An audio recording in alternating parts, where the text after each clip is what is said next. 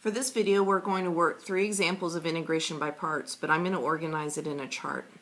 So your first step when you have an integration by parts problem is to identify your u and your dv. And again, u will be the polynomial unless I have a natural log of x in the problem. I don't recommend this method for the natural log of x problems because my students get lost in when to stop in the chart. So for that, just use the normal integration by parts rule and simplify it, then integrate. So I'm going to identify my u and my dv. I'm not going to worry about putting the dx on where it belongs. I'm just identifying the part here. So the x squared will be my u, and the e to the 3x will be my dv. So what I'm going to do to my u column is actually take the derivatives until I get to 0. So I have the derivative of x squared is 2x, the derivative of 2x is 2, the derivative of 2 is 0, and that's my sign to stop. On the dv column, I'm integrating to get to v, and then I'll have to integrate again if there are multiple steps. So the integral of e to the 3x is 1/3 e to the 3x. I integrate again, and that's 1/9 e to the 3x, and I'm going to keep going until I am at the zeros. The next one will be 1/27 e to the 3x. The last thing that I'm going to put on my chart are some signs. This first row is going to be positive, then I'm just going to alternate signs. So I've made my chart and I'm actually ready to write my final answer. What you're going to do is go across and then down, across and down, across and down, and then if I did it again, this one would be multiplied by 0, so I know I can stop. My first term will be x squared times 1/3 e to the 3x. I'm going to multiply these two, and it's positive. So that is an x squared over 3 e to the 3x. My next term will be a negative 2x times 1/9 e to the 3x. So minus 2/9 x e to the 3x. My next term will be a positive 2 times 1/27 e to the 3x. So plus 2/27 e to the 3x, and then I put my plus c, and that problem is finished.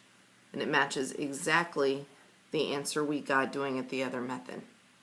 So again, I have x times sine x dx. U substitution doesn't work, so this is integration by parts. It's pick a u, pick a dv. My polynomial will be my u unless there's a natural log in. So my dv is my sine x. And this one wouldn't take long to actually work out the other way, but the chart still works, so I'm going to take the derivatives here till I get to 0. The derivative of x is 1, the derivative of 1 is 0. I'm going to integrate the dv column. So the integral of sine x is negative cosine x, and the integral of negative cosine x is a negative sine x. I always take my derivatives back up to check. So the derivative of sine is cosine times a negative is negative, and that works. The derivative of cosine x is negative sine x times a negative is a positive sine x, so that works. The next thing I'm going to do is put my signs on. Plus, always start with a plus, minus, plus.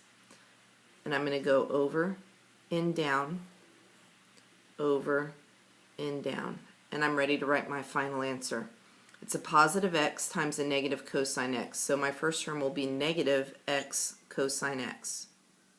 My next term is a negative 1 times a negative sine x. So that will be a plus sine x plus c. Final answer. Okay, doing this again, I'm going to choose my u and my dv. My u will be the polynomial, so it's x squared. My dv is the sine of 4x. I'm going to take derivatives down till I get 0, so 2x, 2, 0. I'm going to integrate. Now this is u sub integration, so I'm going to have to pull out a 1/4 for each one of these. So I know it'll be a 1/4. I'll have to pull out a 1/4 again, so it'll be 1/16. I'm going to have to pull out a 1/4 again, so that's a 1/64. And then the integral of sine of u is a negative cosine of u, so negative cosine of 4x. The integral of cosine is a positive sign, but I have a negative, so I'm going to put a negative sine of 4x.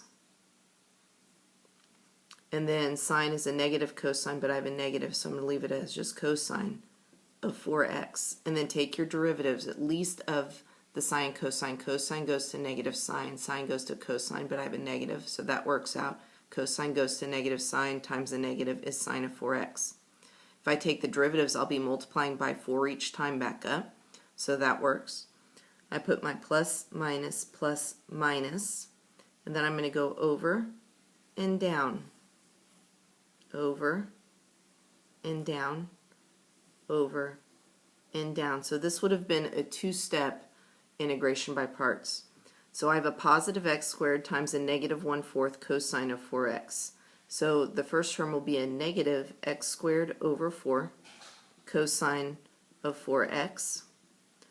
The next term is a negative 2x times a negative 1/16 sine of 4x. So that's a positive, then 2 times 2 over 16 reduces to 1/8. So I just have an x over 8 sine of 4x. And then I have a positive 2 times a 1/64. So that's plus 1/32 cosine of 4x plus c. And this problem is finished.